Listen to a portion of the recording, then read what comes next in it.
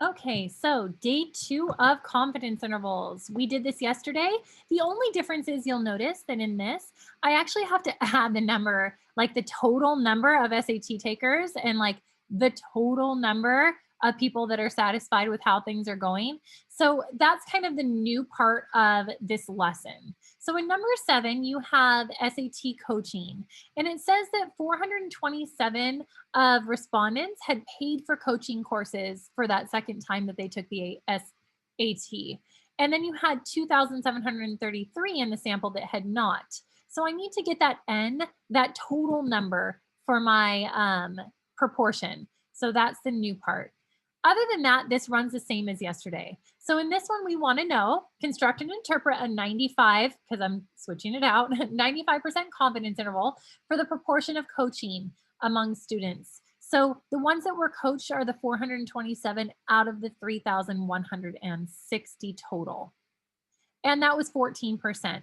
So we wanted to figure out, well, what percentage, like what is the true percentage? This is our sample proportion. We want to know what the true proportion is. So I take that 14% plus or minus that 1.96 times my standard error. I actually only add or subtract 1% here in either direction. This gives me a perfect window. Man, I love that. But the reason is, look how big that sample is. So when you have a really big sample, you're going to get a very narrow window, which means that like when I tell people between 13 and 15% of students paid for the SAT coaching, that's a really, really narrow window, and that's good data. Very good data. Whereas yesterday, if I pull in the one from yesterday, in this one, I'm saying that between 60 and 84% of students are going to go to prom.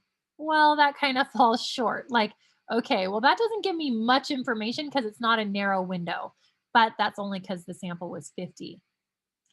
Okay, bouncing back, number 8. Number 8 is asking about whether they are satisfied with what is going on in the United States at the time. So in this one, you had 25. Again, there were 256 people who said yes and 769 who said no, they were not satisfied, for a total of 1,025. So that's kind of the extra step in this lesson today.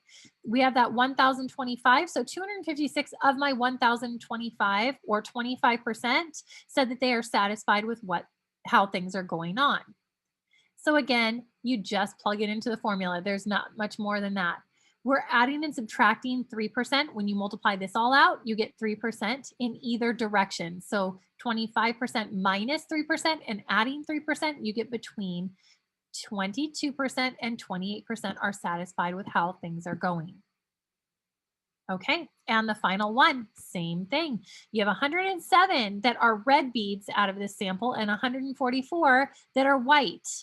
So in this one, I want to know what proportion do I think in this whole bag, because I just pulled out some of them. In the whole bag, what's the true proportion of red and white based on my sample?